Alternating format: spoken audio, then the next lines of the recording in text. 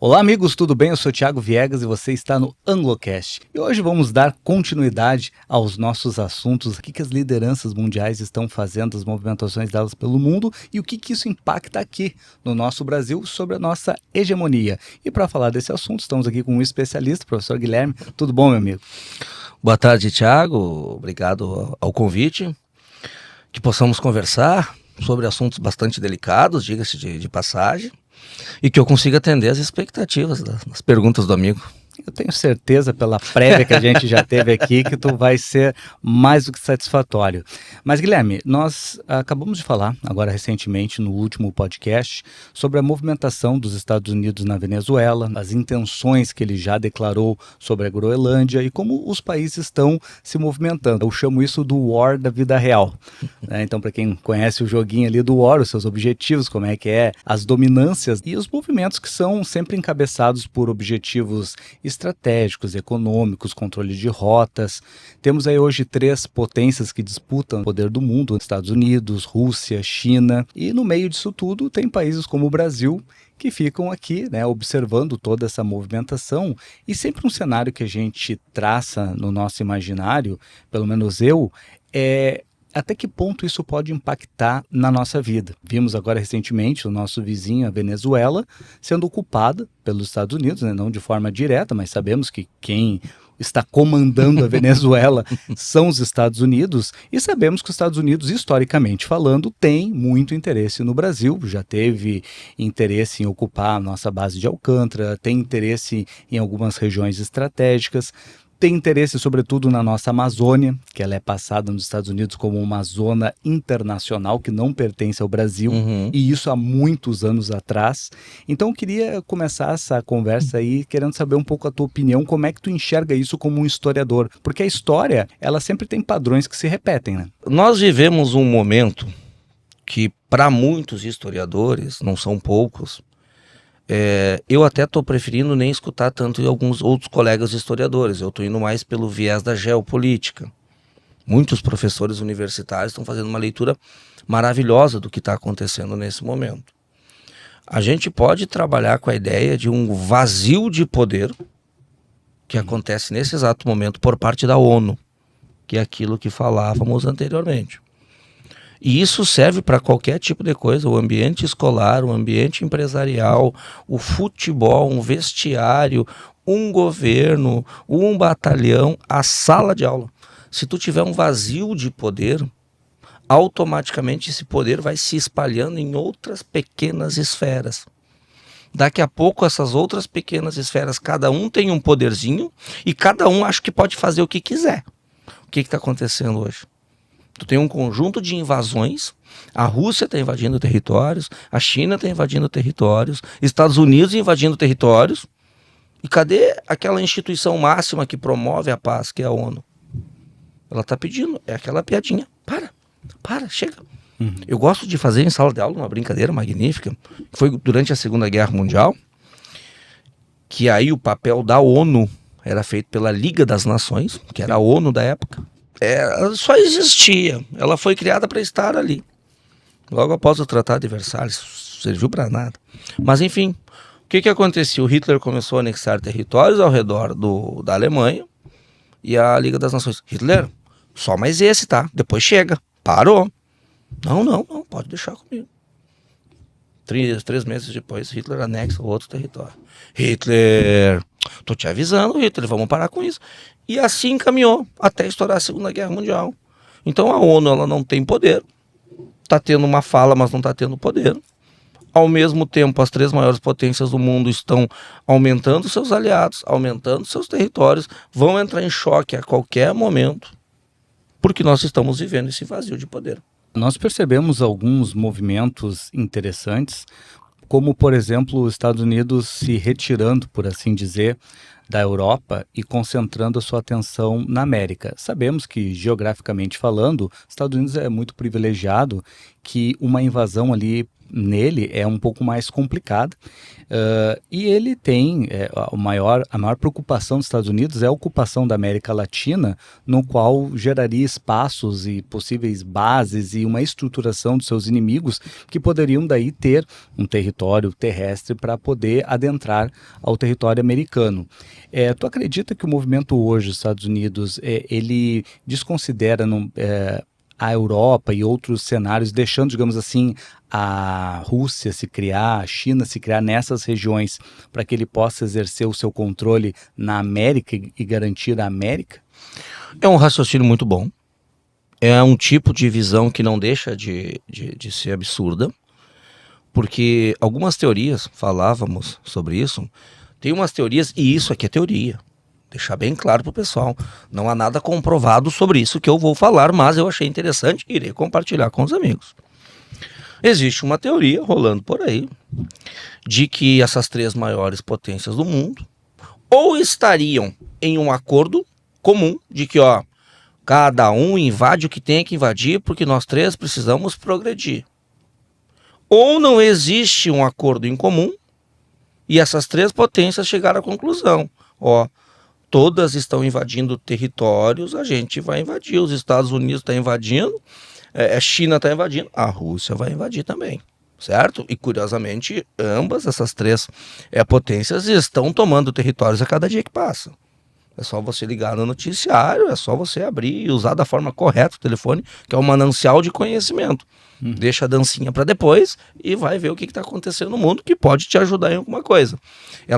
Essa visão é perfeita. Dentro da história, Tiago, a gente diz que a América Latina é o quintal dos Estados Unidos da América. Desde 1824, o presidente James Monroe, ele cria a doutrina Monroe, América para os americanos. Claro, eu não quero ser chato, começar a falar de história, mas era um momento em que os países europeus, após prender Napoleão Bonaparte, que fez uma bagunça, entendeu? Fez um tendel dentro da Europa, as potências começam a se reorganizar territorialmente, militarmente, politicamente dentro da Europa. E o que significava isso? Significava que no final do período napoleônico, 1815, os processos de independência aqui na América estavam caminhando, alguns já tinham acontecido, estavam caminhando.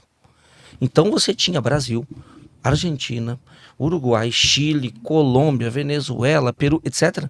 Todos em processo de independência. Significa que Portugal e que Espanha, num grau bem menor, mas por que não falar uma Inglaterra e uma França, estavam perdendo suas colônias aqui na América. Nesse exato momento, as potências europeias viram, nós não podemos perder aquele território que outrora foi nosso. Portugal pensa, estamos perdendo o Brasil. Por mais que o Brasil já vivia o período ali 1815 com o Dom João, né, e o Dom João estava retornando, já estava tudo anotadinho para ele retornar para Portugal, o Brasil ainda era uma colônia que enviava muitos produtos e muitas riquezas para Portugal pagar suas contas na Europa, principalmente para a Inglaterra. A Espanha da mesma forma. A Espanha tinha a sua galinha dos ovos de ouro aqui da América Latina. No momento que o processo de independência surta aqui na América, motivado principalmente pelas ideias iluministas, pela independência dos Estados Unidos e por outros movimentos que aconteciam aqui na América, inclusive a Revolução Negra, a Revolução Haitiana, os Estados Unidos enxergam uma oportunidade. Quer dizer então que tem um bando de nativos desenvolvidos querendo se independer dos países europeus. Tem. Mas nós podíamos dar uma mão para essa gente. Que tal a gente criar uma doutrina defendendo a nossa raça americana, como se os norte-americanos se colocassem no mesmo patamar que os latinos. Sim. Coisa que eles não aceitam até hoje. Até aceitam o microfone, mas...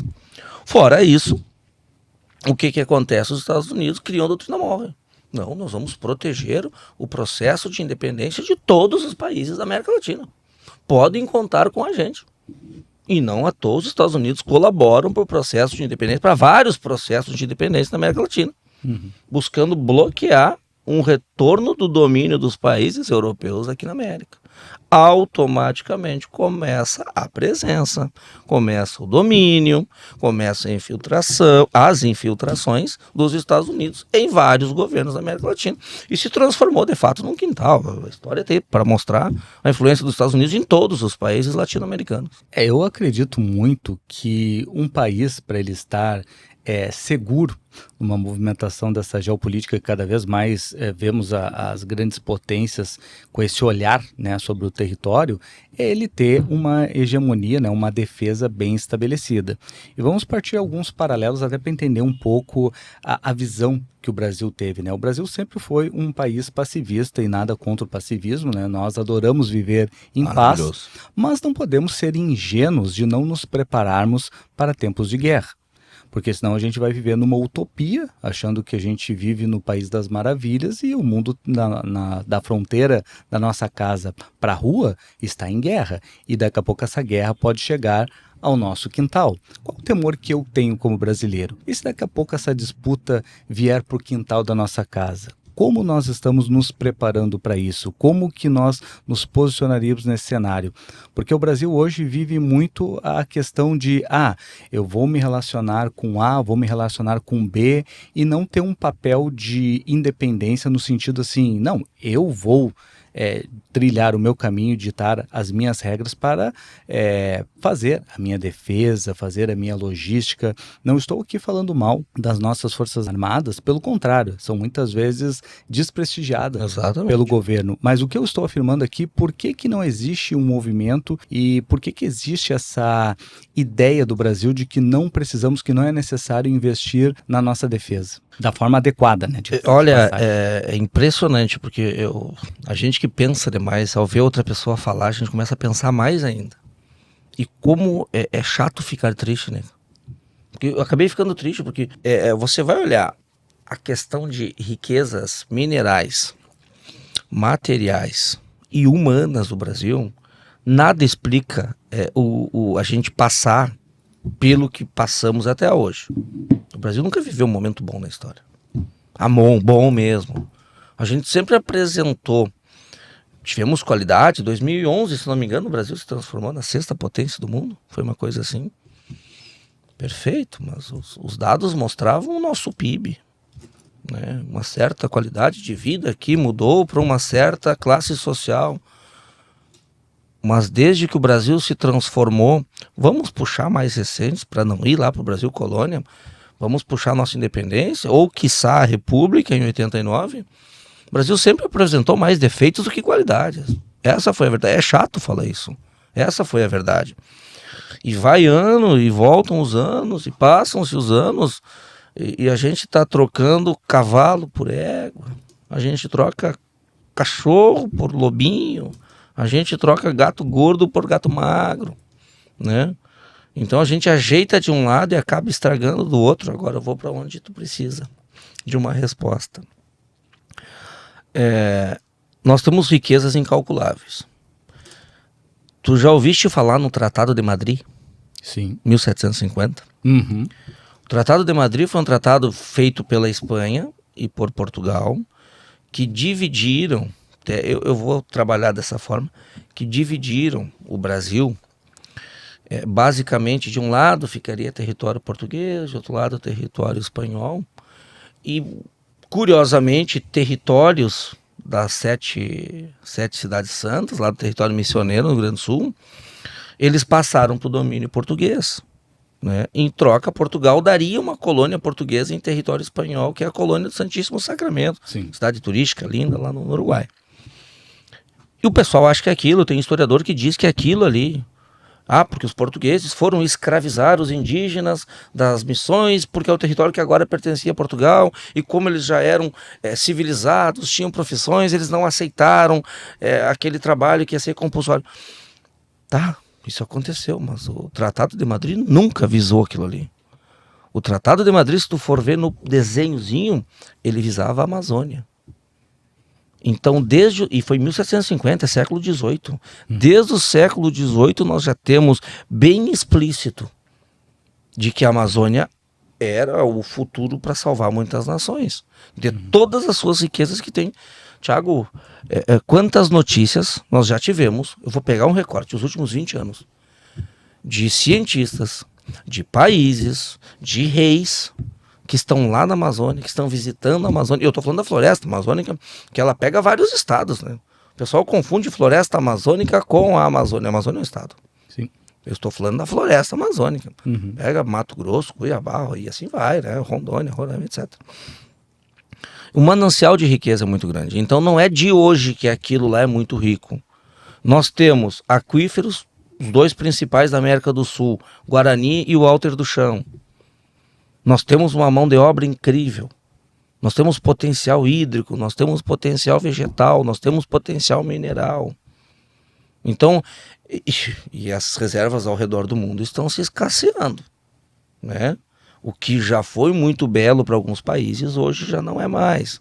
É óbvio que as potências estão olhando para nós. E aí vem a minha preocupação. O Brasil vai continuar como está, penso eu, nessa questão das Forças Armadas, né?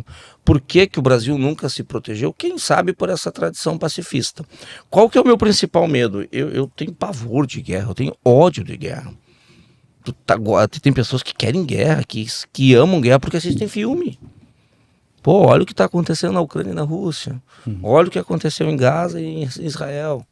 Mas não é legal aquilo ali, mano. Eu quero até trazer uma proposição aqui para nossa conversa. O Brasil, ele já vem numa sucessão de pessoas querendo explorar as riquezas que aqui estão. Quando chegaram os europeus, os índios, infelizmente, não tinham a capacidade, nem o entendimento. Até eles entenderem o que estava acontecendo, já era tarde demais. Os europeus já estavam aqui.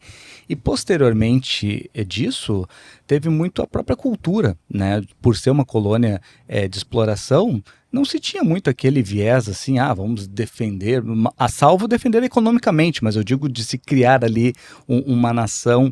E eu acho até que o Brasil sofreu um pouco com essa falta de patriotismo, de amor, de algo assim que desencadeasse um movimento que nos levasse, de certa forma, a nós nos unirmos num senso coletivo para defender aquilo que é nosso, para se orgulhar daquilo que é nosso. Então, se passou muito uma coisa assim, que nem o índio via ali, tem pau-brasil, tem bastante aí, não vai faltar. Se os caras levar um pouco de pau-brasil, tá tudo bem.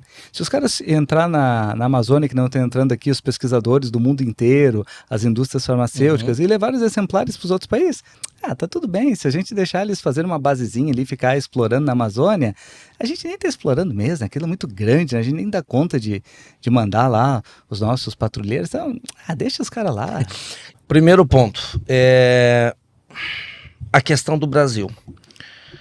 Por ser uma colônia de exploração, a gente não desenvolve o senso de patriotismo. É a palavra chata e muito perigosa de ser conversada nesse exato momento. Porque ela está sendo mal interpretada, como quase todos os conceitos estão sendo mal interpretados hoje. Hoje em dia, falar de patriotismo pode ser um viés político, infelizmente. E pode ser, e está tudo bem. Eu só defendo que as pessoas saibam o significado de fato das palavras. Eu só defendo isso. Dicionário Aurélio. Não, né? é justo. E colocar na prática. O pessoal não sabe o que está falando. Então tem tanta coisa bacana para a gente defender, para a gente discutir. Eu escuto pessoas dizendo, eu sou isso, eu sou aquilo.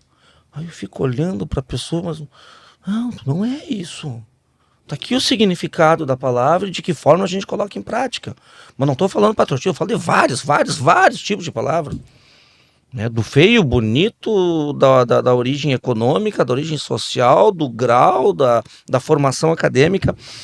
Vamos lá. Isso é legal, essa pergunta que tu me fizeste. A questão do patriotismo, ele não vai surgir no Brasil pela simples pergunta. Qual que é a pergunta? Guilherme, se o Brasil fosse colonizado por ingleses, nós seríamos os Estados Unidos? Essa pergunta todo mundo um dia já fez ou já escutou. Tá? Eu escuto toda semana ela. O conceito de colônia, o conceito exploratório é sempre o mesmo. Explorar, certo? Digamos que nos Estados Unidos nós tivemos dois tipos de colônias. A de povoamento, que é a do norte, mais desenvolvido, curiosamente, e a de exploração, que é o sul, menos desenvolvido.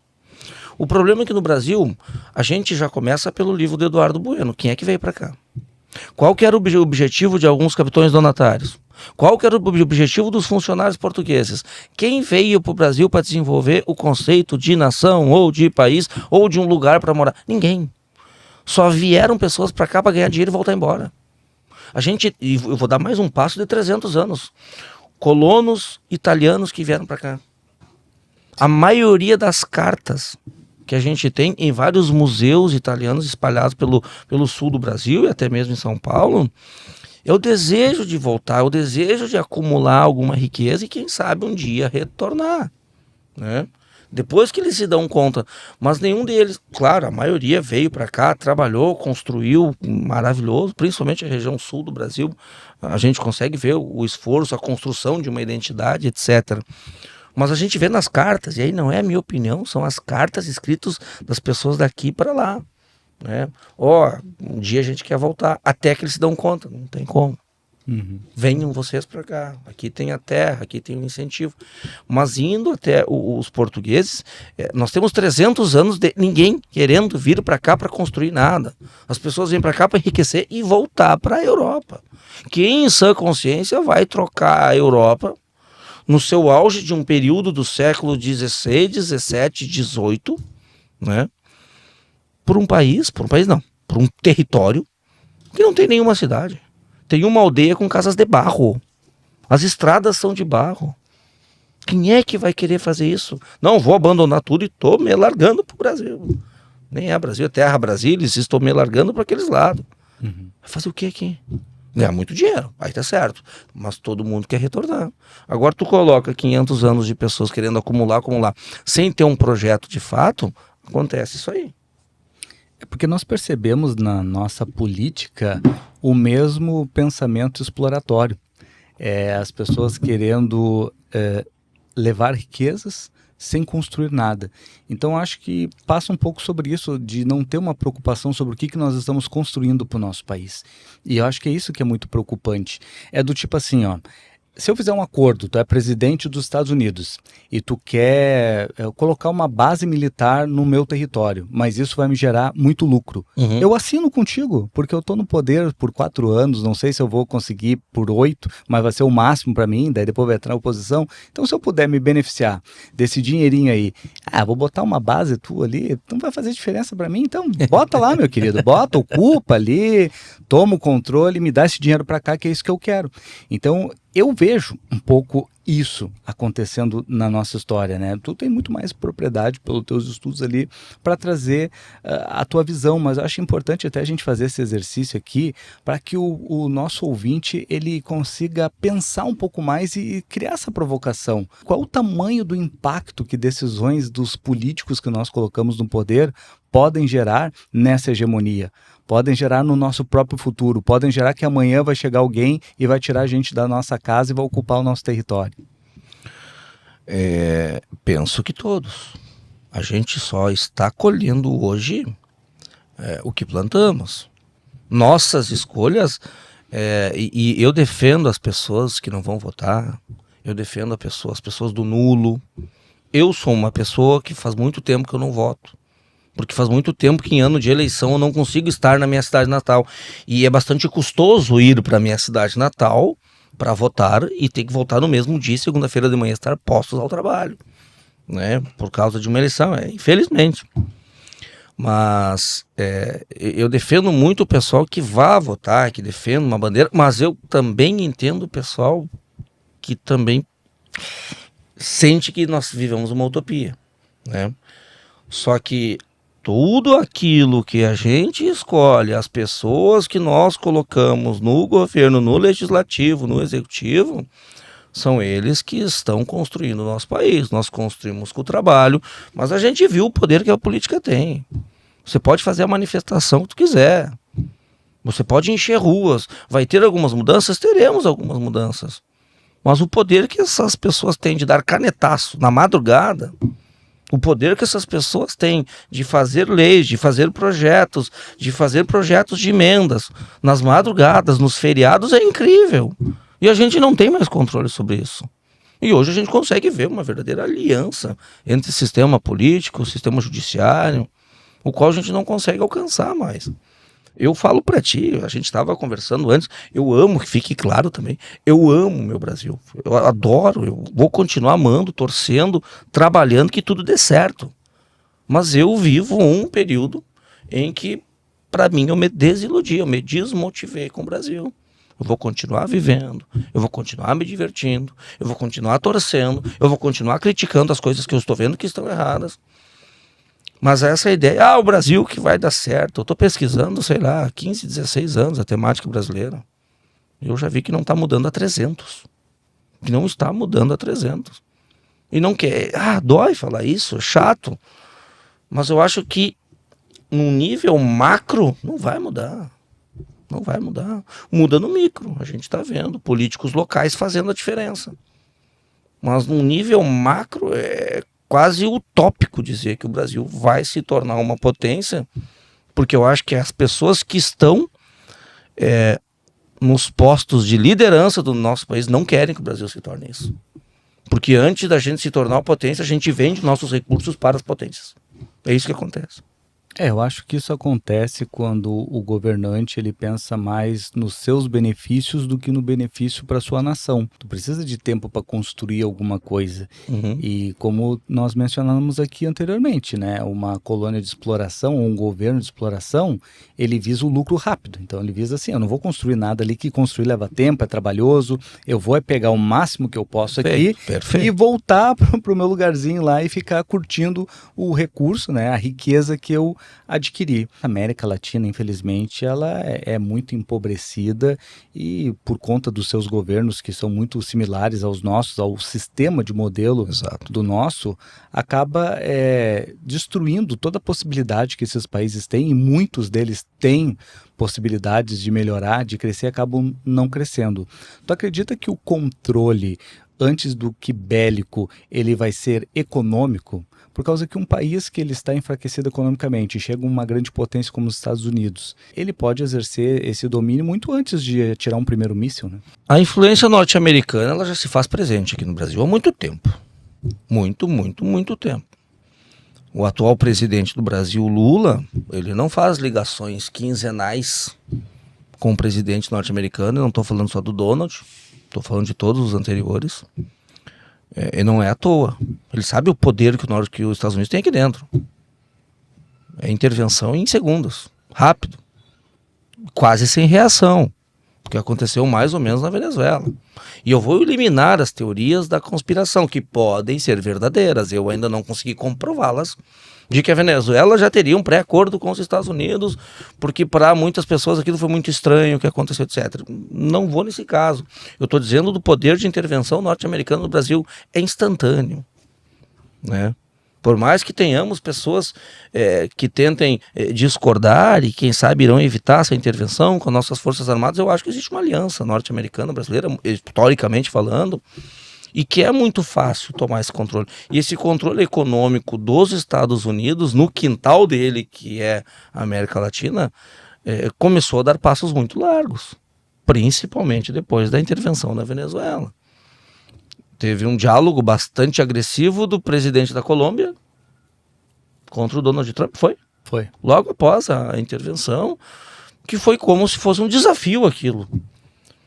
Eu pensei, gente... O cara não sabe o que está fazendo. Não sabe o que está falando. Tem mapas que circulam na internet e que são sensacionais, criados por cientistas. Serve para todos olharem. Assim, bases militares norte-americanas espalhadas pelo mundo. Aí vocês verão onde tem base norte-americana. Está em todo mundo. É base em alto mar, em todos os continentes, em todos os tipos de mar, Bahia. É impressionante aquilo. É um controle total e foi um planejamento com metodologia muito bem especificada que eles fizeram ao longo do século XX. Porque uma hora pode acabar nossos recursos em local X. Nós precisamos ir até o local Y para tirar recursos de lá. No momento que o Y escassear, a gente vai para o Z. Mas isso aí vai exigir força militar. Vamos construir uma então. Hoje os Estados Unidos ele está muito próximo de qualquer região do mundo para intervir em algum conflito, seja direto dele ou seja através de algum aliado que ele tenha Exato. interesse de estar, até para exercer essa força dele, né? Porque os Estados Unidos, economicamente falando, o dólar nunca teve tão fragilizado, né? E ele precisa manter esse domínio, se não for de um jeito, de outro, né? E o poderio bélico dos Estados Unidos não se discute, né? A maior Não. frota naval. Nós estávamos até comentando em off que o maior, eu esqueci o nome do maior porta-avião deles. O maior porta-aviões deles, cabe toda a nossa frota aérea nesse porta-aviões.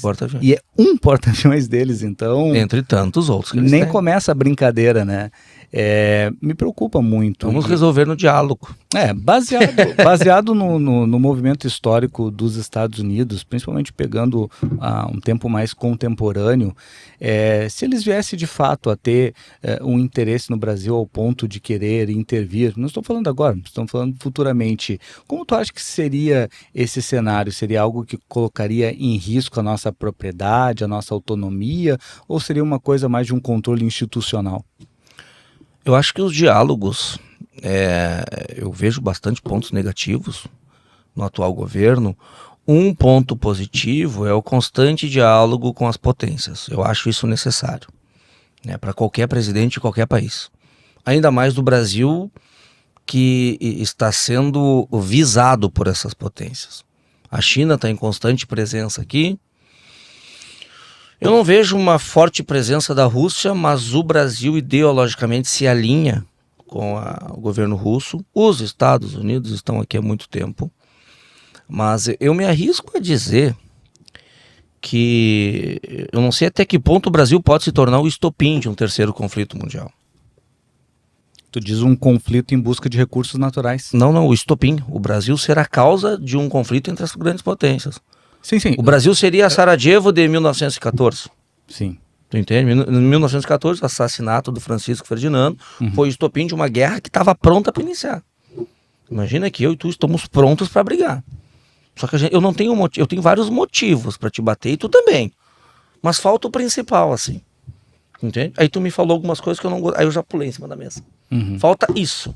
Falta o último pinguinho naquele copo d'água para derramar. Eu não sei até que ponto esse último pingo de água para derramar não vai ser a disputa de algumas potências pelo território brasileiro. Isso é bastante perigoso que eu estou falando. Há poucas pessoas estão circulando essa ideia. E o que eu estou falando é conversa de 3 ou 4 especialistas da minha área, que um dia a gente começou a desenvolver isso e chegou ao ponto de, por quê? Por que não? O país da paz, o país do carnaval, o país da tranquilidade, o país das fronteiras abertas, principalmente para as grandes potências. Da biodiversidade. Eu sei que as nossas fronteiras são constantemente fechadas por grandes instituições e isso é maravilhoso. Só que uma coisa é tu evitar a entrada disso, daquilo. Sabe o que Outra coisa é tu evitar a entrada dos Estados Unidos.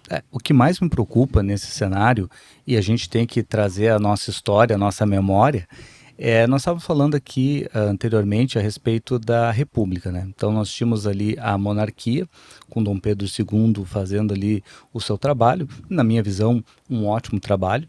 E veio a República. O que foi a República? O movimento da proclamação ali. Alguns grupos, né, chegaram no Marechal Deodoro da Fonseca, utilizaram ele como uma figura e iniciaram aquele golpe para derrubar o Dom Pedro II do poder e instaurar o poder deles, que ia governar para os interesses deles. E se, em vez de uns Estados Unidos vir diretamente, ou uma outra potência, eu digo Estados Unidos, que os Estados Unidos hoje é o que estaria com maiores chances de fazer qualquer movimento desses, dele vir sendo, digamos assim, apoiado internamente por um grupo que facilitasse.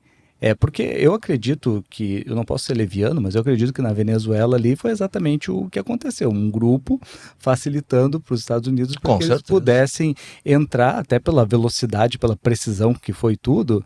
Não deu tempo do Maduro entrar no quarto do pânico dele, lá no bunker dele. Então, as informações que deram para ele foram internas, entendeu? Foi algo ali que já, vou deixar a porta aberta para ti, tu vem em tal hora, vai em tal caminho. E é esse tipo de coisa que abre precedentes para teorias de conspiração, né? Eu não sei até que ponto é conspiração, mas é isso que abre. Ah, não, já tinha pré-tratado alguma coisa. Ah, mas era oposição do Maduro. Pode ser. Eu não posso garantir, não tenho a informação certa ainda. Pois é. Eu fico muito preocupado também com o movimento hoje, que eu acho que a gente nunca teve com uma atenção tão grande nos últimos anos, depois da Segunda Guerra Mundial, de uma possível terceira guerra, né? Porque a gente vê assim o crescimento avançado da China e os Estados Unidos com essa ideia, né, muito forte de combater antes que a China venha a se tornar um problema insuplantável, porque a China hoje tem crescido a passos largos, né? E como tu mencionaste ali, ela tem a Rússia do lado, que daqui a pouco uma união entre elas poderia ser uma coisa significativa, uma vez pelo poderio bélico da Rússia, né, todo o armamento que ela possui e toda a influência, expansão e principalmente a indústria chinesa, que é muito rápida, muito avançada, até pela dependência hoje industrial de que o mundo tem da China, né? Só a gente pegar todos os nossos produtos industrializados, quase 90% vem da China. Então, tu acha que a gente corre um risco nesse sentido ou é uma coisa muito mais velada? Eu não só acho, como eu tenho certos receios, porque o maior crime que um historiador pode cometer seria a anacronia, que é fazer leituras de um momento passado com ideias presentes, ou fazer leituras do presente com ideias passadas. Ah, aconteceu a mesma coisa em 1914. Aconteceu o mesmo processo em 1939, pré-Primeira e pré-Segunda Guerra. Tá.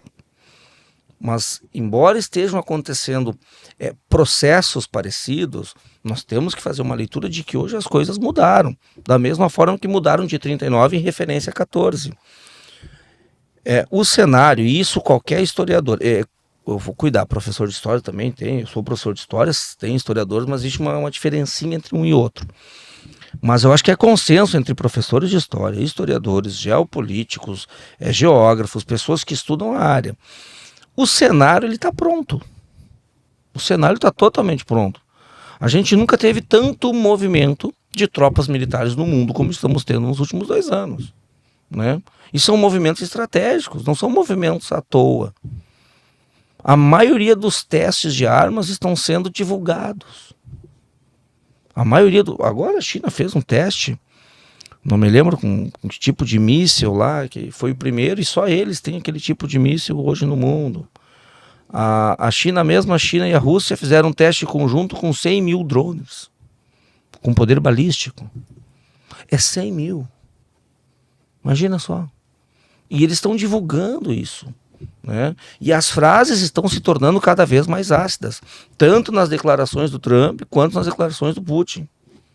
Putin falou, agora tem, sei lá, menos de 7, 8 dias, eu já estava aqui em Santa Catarina residindo, e ele falou, a Rússia, ela não tem medo de nenhum país, tanto que a Rússia pode sofrer um ataque, mas fiquem tranquilos que o último ataque será russo.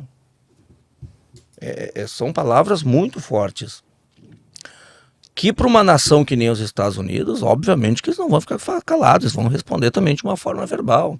Tomara que seja verbal, eu não quero uma guerra. Tu entende? Então o cenário está pronto. Nós temos tudo aquilo que a gente precisa para fazer uma guerra. Eu creio que falta o estopim. Falta um grande movimento de alguma grande nação que possa colocar em choque de verdade os opostos. É isso que eu estou percebendo no momento. E tu acha que num cenário de uma possível terceira guerra, qual vai ser o objeto de disputa? Poder. Porque as 3 potências têm dinheiro. Eu acho que é hegemonia. Eu não sei mais o que eles querem. Eu não tenho noção do que eles querem mais. A China já conquistou tudo, está expandindo o seu mercado. A Rússia da mesma forma, está passando por uma crisezinha por causa da guerra da Ucrânia, mas segundo Vladimir Putin, eles têm dinheiro, eles têm armas sobrando ainda. Os Estados Unidos não cabe comentários. Já todo mundo sabe do poder norte-americano. Então, para mim, é só hegemonia. É só hegemonia para continuar explorando as coisas que essas potências sempre exploraram. Penso que seja isso, é a liderança da hegemonia mundial. Porque não cabe aos Estados Unidos, por exemplo, irão atacar a Rússia, perfeito, atacar a Rússia. Vamos tomar todas as riquezas da Rússia. Não vão. Né? Vai ter uma população lá. Não sei se é o objetivo dos norte-americanos ocupar o território russo. Outra cultura, conversão cultural, e isso são preceitos ultrapassados ainda. Tu entende? Para mim, hegemonia nacional. Perdão, hegemonia mundial. Nada me faz acreditar em outro tipo de coisa. Mas creio que se houver um terceiro conflito, nenhuma dessas três terá hegemonia mundial. Porque as três sairão dilaceradas. Porque nós temos a maior marinha do mundo e melhor hoje, nos Estados Unidos. E as melhores forças terrestres hoje são da China e Rússia juntos. E aí? Vai sobrar o quê? Que tipo de hegemonia vão fazer três potências destruídas? Eu acredito que a disputa hoje seja pelo controle dos recursos, né? E infelizmente nós vemos um futuro que daqui a pouco o nosso país possa voltar a ser aquele palco exploratório para alguma grande potência vir aqui e levar esses recursos que estão dentro do nosso território e infelizmente pouco protegidos. É isso que eu falei, que eu tenho medo. Quem sabe eu seja a primeira pessoa que está te falando isso. Por essas potências desejarem explorar e dominar o território brasileiro, que o Brasil possa se transformar ou se tornar o estopim do terceiro grande conflito. Ser o desejo das três potências, não que vai acontecer aqui, mas ser o estopim. Toda grande potência bélica precisa... Toda grande potência, e vamos pegar também a parte bélica, precisa de duas coisas. Precisa de matéria-prima, de recursos para manter as suas indústrias, a sua fabricação, e precisa de alimento para suas tropas. E ambas tu encontra aqui no Brasil em abundância. O Brasil consegue oferecer tudo que o país precisa. Como eu falei, nós temos todas as formas de potencial, inclusive potencial humano. É por isso que eu ainda acredito nisso que eu acabei de falar. Isso é coisa que não é que eu inventei, eu cheguei à conclusão. Tu leu em algum lugar isso, Guilherme? Não li. Não assisti. São coisas que nós, pesquisadores, historiadores, malucos, que após ler muitos livros, a gente deita no sofá, a gente deita na cama, a gente faz um chimarrão e fica olhando para o horizonte e começa a imaginar cenários possíveis do que possa acontecer. Não só nós, eu acho que todo mundo que gosta da temática, gosta da geopolítica, no momento que tu te pega em assuntos que saem da tua normalidade, assuntos que te incomodam, você começa a vislumbrar novas teorias e imaginar cenários futuros. É normal. Eu acho que é muito importante a pessoa pensar um pouco fora da caixa e não ficar apenas refém. Necessário. Ficar apenas refém da informação que é passada para ela. Busque outras fontes de informação para que tu consiga ter um raciocínio teu. Ter um raciocínio próprio, que às vezes quando tu fica baseado apenas na visão de uma pessoa, de um veículo, tu fica muito limitado do contexto, do real. Para a gente fechar aqui, eu queria te fazer uma pergunta a respeito de que muita gente tem afirmado hoje, recentemente, a gente vê uma crescente que antes era uma coisa assim muito tímida e hoje já está ganhando um pouco mais de força, de pessoas que não acreditam no modelo da República no Brasil, que acredita que foi um modelo que já começou falho e que ao longo dos anos tem se provado ineficiente por conta daquilo que a gente tinha comentado sobre os interesses, né, de um pequeno grupo e que daqui a pouco pararam para pensar assim, mas se a gente botasse aquele pessoal que estava lá antes, será que não seria um cenário melhor para nós, menos prejudicial, menos exploratório, não venderiam tão barato o Brasil do que estão fazendo hoje? O que tu pensa sobre isso e sobre os modelos históricos que nós temos, como o Reino Unido, por exemplo? Eu vou tentar não me esquecer de tudo que tu me perguntou. Vamos lá. Uma república democrática, automaticamente ela trabalha com o conceito de liberdade. Tá? Liberdade significa dar ao cidadão a livre escolha do que ele quer fazer, do que ele pode fazer e do que ele deve fazer. E aí a gente chega a um conceito em que o Thiago pode votar em quem quiser, pode falar o que quiser, arcar com as consequências, o Guilherme é a mesma coisa e assim por diante. Esse conceito que o Mário de Andrade poderia muito bem adaptar na política e chamar de libertinagem política, porque é o que está acontecendo, é um dos grandes problemas, né? Nós demos muita brecha para a liberdade e essa liberdade política, né? A falta de fiscalização, o desnecessário saturamento da máquina pública brasileira, que é um absurdo. Eu vou só abrir um parênteses, a criação de municípios com 3 mil habitantes, que ficam a 30 quilômetros de uma cidade. Esses dias eu estava lendo num jornal, olha, eu não vou falar o número porque eu não quero mentir. O número de milhares de mini municípios com 4 mil habitantes. O gasto que cada um dá para ter um postinho de saúde, porque o hospital, porque o supermercado, porque as lojas, eles vão na cidade a qual pertenciam, mas se emanciparam. Tu entende? Uhum. Mas o caminhão de funcionários públicos que tem no município, 20% da cidade é funcionário. Que tudo isso acaba gerando esse cabide de empregos aí para gerar corrupção. Exato, perfeito. Eu não quis falar com receios. Agora você amplia isso no modo Brasil. Esse é o primeiro ponto que a gente trabalha. A nossa república foi criada a partir de um golpe, que nós já conversamos, só que ela teve preceitos muito bacanas. Rui Barbosa, por exemplo, morreu arrependido. Um gênio, quem sabe uma das pessoas mais inteligentes da história do Brasil, né? Ele apoiou o republicanismo, criou até mesmo, vamos dizer que um plano econômico, o encilhamento, que teria sido nas ideias dele, o primeiro planejamento para a gente fazer a moeda circular aqui no Brasil. Ele criou a emissão de papel moeda, que foi o encilhamento, que não deu certo. Sabe por quê? Por causa de uma coisa que tem em todas as cidades do Brasil. Brasileiro. Foi só por causa nossa que não deu certo. O brasileiro enxergou a emissão de papel moeda como uma oportunidade de enriquecer, não de desenvolver o Brasil. E aí faltou o que a gente chama de patriotismo.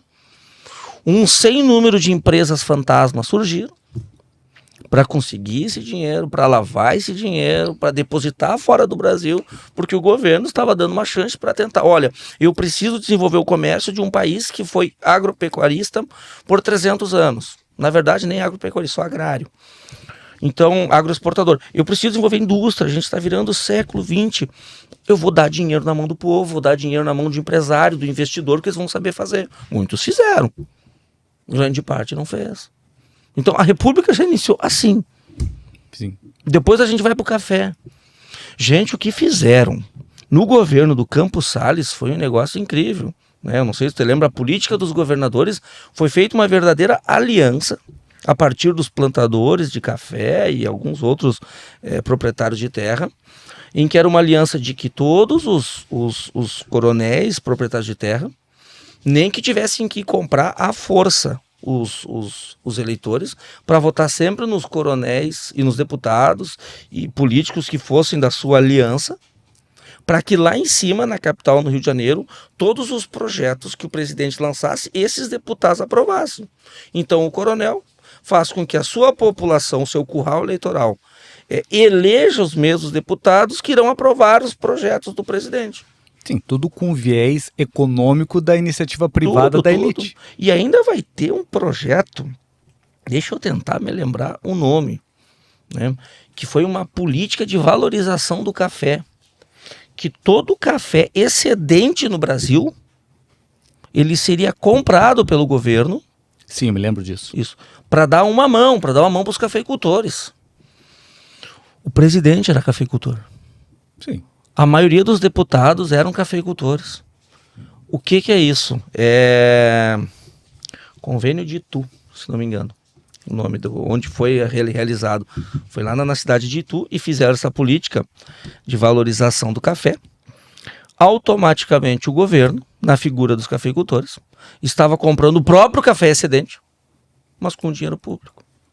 Eu fiz um resumo de encilhamento, a política de valorização do café, que um para o outro tem um intervalo de menos de 15 anos.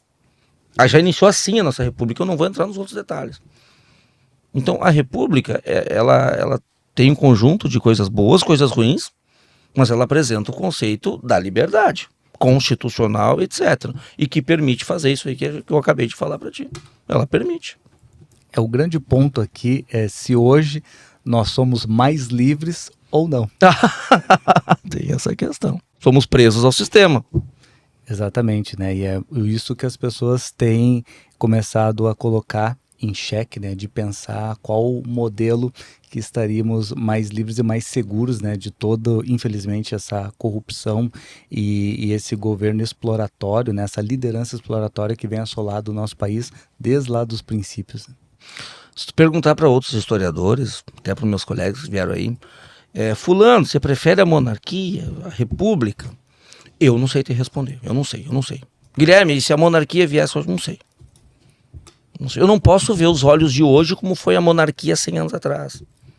Tá, e se a gente continuar na república, Guilherme, vai ser pior que na monarquia? Eu não sei.